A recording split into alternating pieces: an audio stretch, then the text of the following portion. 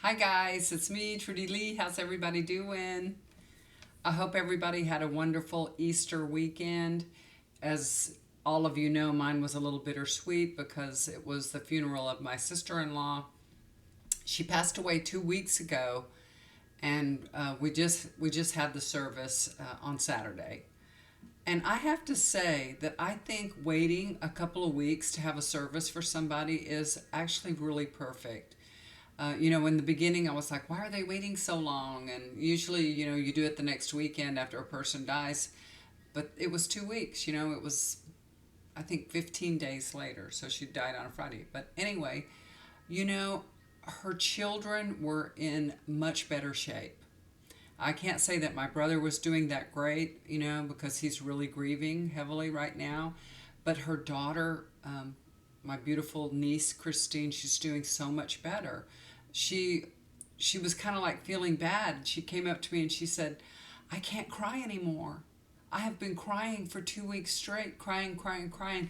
She goes, "And I don't have nothing left. I can't cry." And I think she was honestly feeling bad that she couldn't cry because we were all crying, because uh, for us it was kind of like the beginning of it all.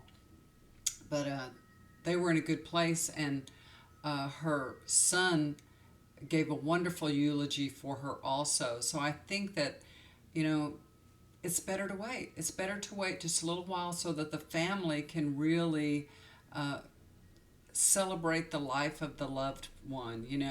When you're in shock and a state of grief, and you have a funeral and everything happens so quickly, and you're like, what the heck just happened? You wait a couple of weeks and you put everything together. I think everybody ought to do that. So anyway, thank you all for everything, all the well wishes, all the condolences, all the love and everything. And there was a GoFundMe account, so a lot of you I know donated to that. Thank you so much for helping them with the um, burial expenses. Thank you so much. And that may be one of the reasons they waited a couple of weeks. So thank you guys. Really appreciate that help. And there's certain people that I know, Reina, thank you so much. I need to send you a note. I love you. You're so sweet and kind. Thank you for your donation. I know other people donated anonymously, and thank you so much. I appreciate it. Okay. So today is a beautiful day. The sun is shining, you guys. It's like 70 degrees outside. It's 1 o'clock in the afternoon, and it looks like we're going to have very good weather. Thank goodness. Very good. I hope everybody is having good weather. There's so many things going on in the world that are so sad and so horrific. Uh, all the shootings, the gun violence, there's so many things. People are losing their lives. Over 11,000 people have lost their life to gun violence, to, shootings this year alone. It's too much. It's way too much. We just need to pray and focus on eliminating guns in this world. We really do, especially in the United States. Other countries look at us and go, "What is wrong with them? Why do they want guns? Why do we want guns? Oh my gosh." All right, so I don't want to focus on that today. Um, I had gotten a download a couple of days ago, and I was unable to do this recording because I had so many things going on. Had to go out of town. Had to get ready for Easter. I did Easter lunch at my house on Sunday. We drove 5 hours to the funeral. Went to the funeral. Had lunch afterwards. Communed with the family and all. Drove 5 hours back, and I had lunch ready on Easter at 1 o'clock. Thank goodness for slow cookers because I cooked it overnight. I blackened up a brisket on the charcoal when I got home, and then I flipped that brisket into my slow cooker and slow cooked it all night. We had chopped barbecue sandwiches. So perfect. And they were good too. They were really good. All right. So what I wanted to tell y'all about was the download, and it was about holding back your love to protect yourself. And you might not realize that you do that, but everybody's doing it. Lots of people do it. that you just hold back your love because, you're protecting yourself, your heart. And I realized that I do it, and I realized I do it. And this is a very simple way to demonstrate, that I'm doing it. So, that my grandson brought home a kitten. Remember last year, I think it was right before Christmas, he brought home this orange cat, Frazier. And my grandson is so afraid that Frazier's going to end up being my cat. He really is. He doesn't want him. He's like, Grandma's going to take over my cat. So, I'm very sympathetic to the way that he feels because, I know how that feels. So I don't want him to be worried about that. Now, this cat spends a lot of time with me. I think he's gotten over it a little bit because he's in this room all the time. He sleeps in here. He goes to the litter box in my bathroom. He eats the food that I'd give Addie Cat. I have to feed him too because he's so demanding.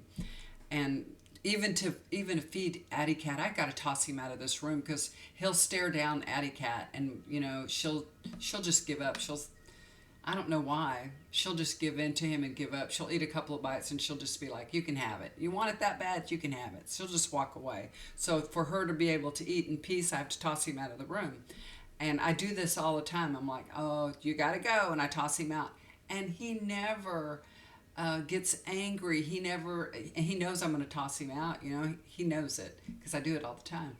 He never gets mad. He never scratches. He never growls. Of course, Addie Cat, she growls even when I kiss her. But he never holds a grudge. He really doesn't. And I think a lot of cats, they would. They would hold a grudge. He sleeps on my bed. He wakes me up every morning at 5 o'clock. He knows I'll get up and feed him because I want to leave my door open. I want my cats to be able to come in and out. Because they'll sit there and bang at the door, and it'll drive you nuts. So I leave the door open, and of course he's here all the time. So, Anyway, I realized that, I really love that little Frazier, but I don't really demonstrate my love for him because, I'm always kissing Addie Cat, even though she's grumpy and growling, and she doesn't want me to hug her and kiss her, and I don't care. You can growl all you want. I'm going to kiss you, cat. She's not mean or anything. She's just like, put me down. I don't want to do this. But I can pick up Frazier and he won't growl or nothing. He's purring. He's like, I love it. And I never kiss him. Well, the other day, I kissed him. I just went ahead and kissed him and loved on him. And it's the first time since, he's been here for months, y'all. But I really wasn't demonstrating my love for Frazier because I was holding it back. I was holding back. I was protecting myself because I know one day my daughter's going to move out. She's going to take that cat with her. And one time my daughter moved out. She lives here now. My other daughter, my youngest one, she lives here also. And she had another dog, a border collie, and she moved out for a little while, for a few months. And she took her dog with her. Oh my gosh, y'all. I grieved for that dog so bad. I was like, can I babysit the dog? Can you bring him here for, can I see her? I was just like, I couldn't stand it. I really couldn't stand it. So I think I've just been protecting my heart because I know there'll come a day when Frazier might not be here anymore, that they're going to move away and take Frazier with them. And that's going to be so sad because Addie Cat and Frazier are such good friends. They love each other. They play all the time. They chase each other all around the house. They really love each other, and I love him too. But I wasn't kissing him and loving on him like I do Addie Cat because he's not my cat, And that's silly. That's so silly. And I caught myself. I finally caught myself, and I'm going to let go, and I'm just going to love that cat just the same way as I do Addie Cat. And when time comes, it comes. I'll deal with it down the road, right? So that was a lesson for me, and I wanted to share that with y'all. Now, I have a good friend, a very good friend, and she was telling me that her sister raises cattle for beef. They have a little ranch, just a small one, like I think half a dozen cattle, something like that.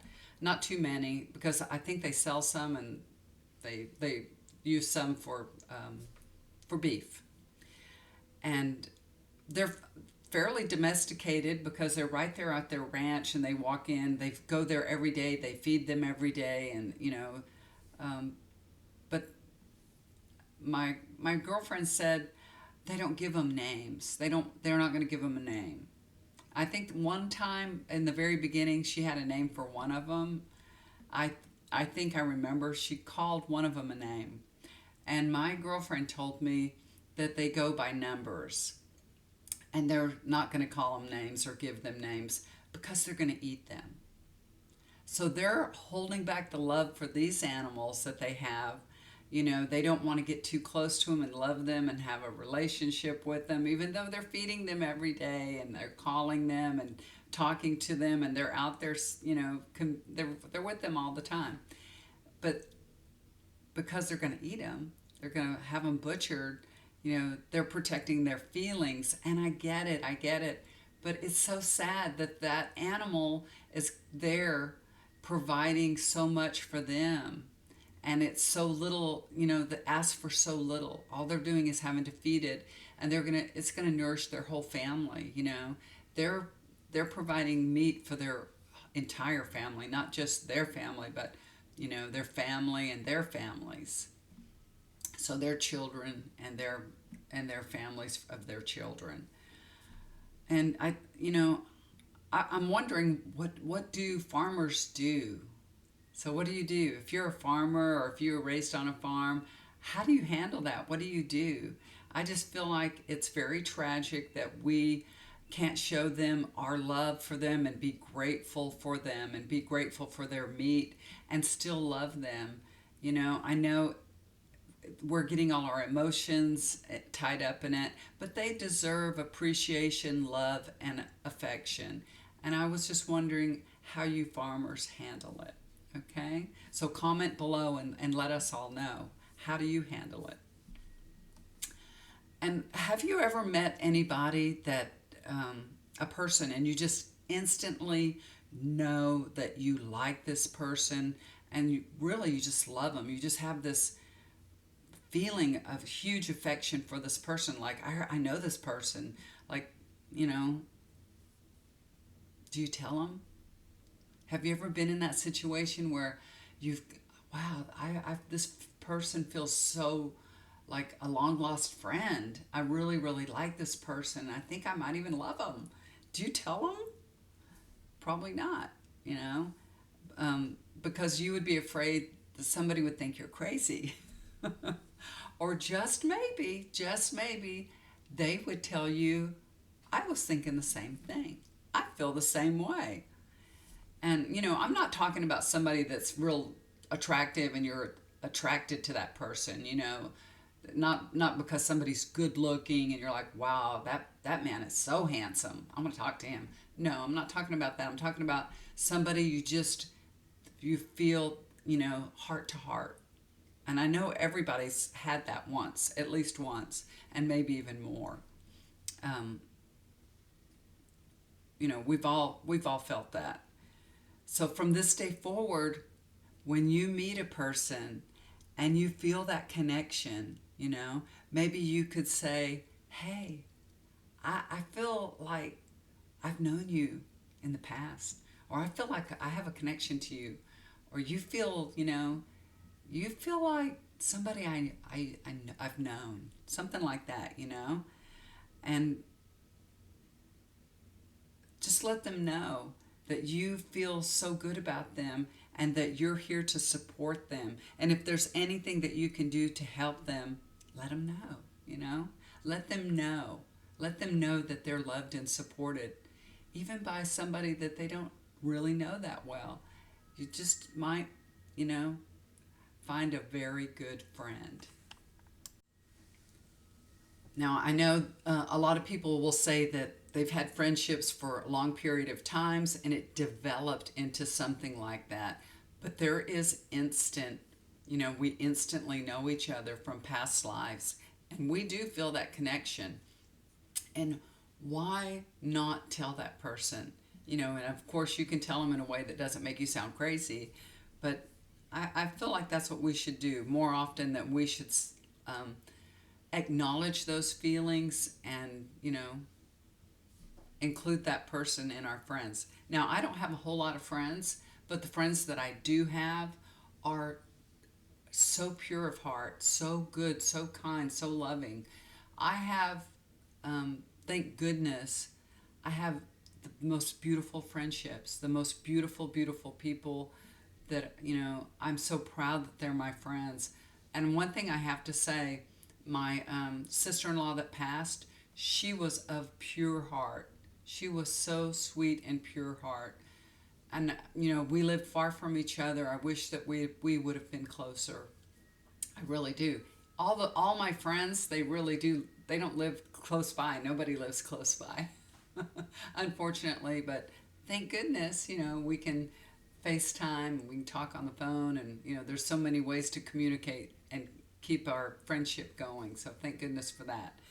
But we can never have too many friends, right? So with that being said, many of you have known love only to have your heart broken because the relationship ended for one reason or another. And maybe you don't realize now you're protecting your heart. And you say you want somebody wonderful to share your life with. But how much are you following through with that and focusing on that? Like a girlfriend isn't going to just fall out of the sky into your lap. Although maybe you wish that could come true, but that's really unlikely to happen. Also, Prince Charming isn't going to come charging up on his horse. So we really have to get out there and manifest love in our life. But the first thing you have to do to bring love into your life would be love yourself. That is so important. Love yourself unconditionally. Stop judging yourself. Love and nurture yourself just as you would a child, right? Think of how you would parent a child. You would feed them well-rounded, nutritious meals, right? You would limit their sweets. You would limit junk food. You would encourage them to join an activity so that they would be moving their body and getting outside and getting fresh air and sunshine. You would make play dates for them so that they could socialize. All these things are important as adults too, and we seem to forget that. We get focused in on our kids and we do all these things for our kids, and we don't do them for ourselves. So you really need to love yourself. Love yourself. And maybe you're past that age of raising children and all, but you remember how to do it. So start parenting yourself and loving yourself unconditionally, and do all those things for yourself. Because, you need them. You're no different than a child. Really, you're not. And you need all these things too. And then make room in your life for someone special. Now, do you have room in your life for them? Are you super busy doing all kinds of things? Your house is full of clutter. You got all kinds of things going on. And you're just hoping one day you'll meet somebody. Well, stop for a minute. Make room for that someone special. Make physical room for them. How would that person fit into your life? How would they come into your house right now? If you were going to get married and somebody was going to come into your house right now, how would they fit into your life? How would they fit into your schedule? How would you make time for them? So you could do a vision board and say, well, on Friday nights, we're going to go on a date. Or you could do it on a calendar. You could write, this is date night on a calendar. Whatever. But the more you can focus in on it, the quicker you can bring that reality to you. So date night. Date night, maybe Friday nights. Saturdays, what are we going to do on Saturdays? We're going to go to the farmer's market, or some people like to go garage sailing, or go to estate sales, something like that. Just something that you would, enjoy doing with another person, something together, so that you can really have a vision of what your life would look like with another person, sharing it with another person. Set your living room up for 2 people instead of 1. Maybe you just have a recliner and your TV and that's it. And, That's all I need. Well, if you want another person in your life, you need more than that. So you need to, you know, figure it out. Fix your living room so that two people can be comfortable in it. Maybe sit together, you know. Maybe you want a love seat recliner. So also, you know, your bedroom. Where's that person going to sleep? Which side of the bed? Is your bed big enough? Is it comfortable enough, you know? What about your closet? Do you have room in your closet for another person? Now you're probably thinking, well, we're just kind of jumping the gun here. This is, you know, manifesting. This is manifesting. You have to have room in your life. And when you do it in a physical way where you can see it, it makes it real to you. The more real it is to you, the more you believe it, the more that you can put that out in the universe and bring that reality to you quicker. Because the universe, if you're happy with things the way they are and you're just telling the universe, I like this, I like all this clutter, I like having all the room in my closet to myself, I like it like this. And that's what you're going to get. So you might want to clean out your closet. Maybe there's a lot of things in there that you don't need anymore and you could give away. There's some person that needs it and you could give it, you know, to Goodwill or to Salvation Army or something, or even to the person the homeless person. You could drop off a load of clothes. Here you go. You know, you see them under bridges and things. You know, in your city where they're at, clean your closet out. Make room for that person. You can do that with your drawers too. You know, with your bureau. You can make, you know, this is his or hers. I'm going to leave these empty. That's for my loved one. So, you know, it can become physical to you and a reality to you, right? And truly, it's no different than the birth of a baby that's coming, right? You know that baby's coming, and you start preparing for it and getting ready for it. And you're buying clothes, and you're setting up the room, and you're making the bed, and you got a little closet, have a little bassinet, you know, you get all these things, you're getting ready. You know it's going to happen, and you're sure that it is because you see all these physical signs that the baby's coming, right? So that's what you're doing. You're preparing for a loved one. You're preparing yourself with physical signs because our, you know, this plane that we're on and this reality that we're in here, we need those physical cues to help us believe. So that's what we're going to do. We're going to give ourselves physical cues to let us know we are preparing for the love that we want in our life. Believe and trust that what you desire, you can manifest in your life. People do it every single day, and you can do it with other things. It just doesn't have to be just, you know, finding love and sharing your life with the person. It can be anything in your life. You can manifest it in the same way. Okay, so you're sending into the universe your desires, and one of the ways that you can do this is with affirmations, right? So you could maybe go outside. I always like to stay grounded. If you can take your shoes off and stand on the grass and maybe do some affirmations, put them out there in the universe. If you don't have time to do that, it's okay. You can do your affirmations driving to work. It doesn't matter. As long as you do them, putting on your makeup in the morning, whatever, do your affirmations. As long as you're doing them all the time. You need to do them every day, all the time. And your affirmations will be being grateful for the things in your life that you don't actually have at the moment, but you're grateful for because you know they're coming. So you're just going to observe them as if they're already here, okay? Because there's no good or bad, there's no positive or negative, it's just your belief. That's what the universe is listening to, is your belief. That's it. So if you believe you're never going to get married, you believe nothing's going to change, it ain't, okay? So just saying. So there's a few things that you can, I'll just give you a few affirmations.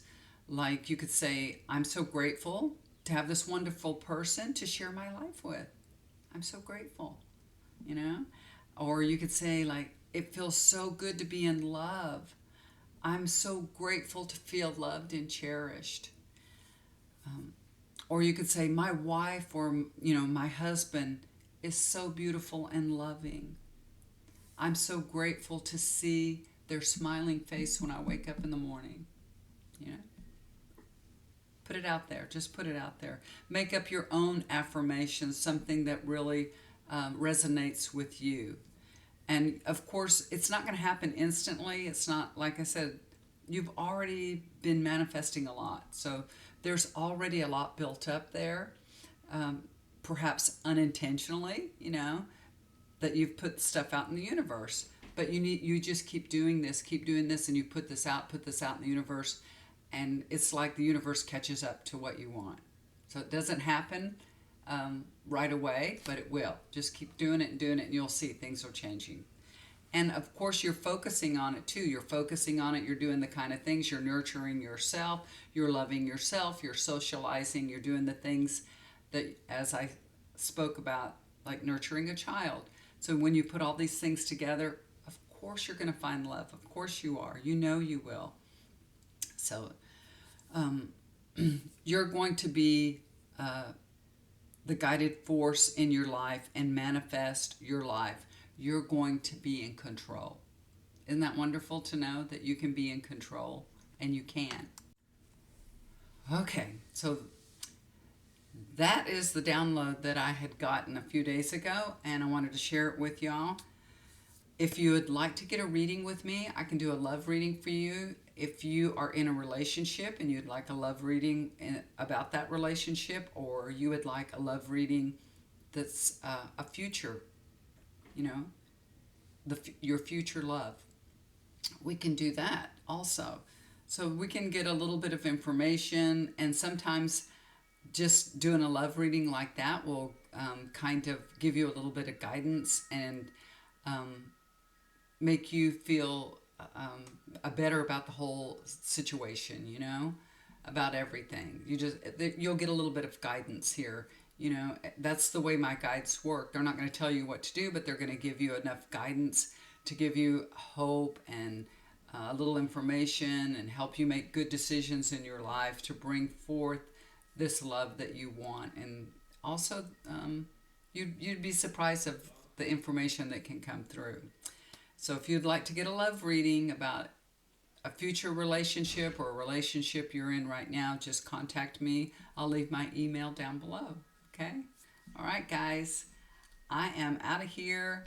I hope your days are filled with happiness and joy, and you find the love of your life. And if you're already in a relationship, be grateful for that relationship and make sure that you're giving that person lots of love. Anything that you want in your life, you give it and put it out, and that's how it'll come back to you. Okay? All right, do something kind for somebody. It will always come back to you. Love you guys, and I will be back soon. Bye for now.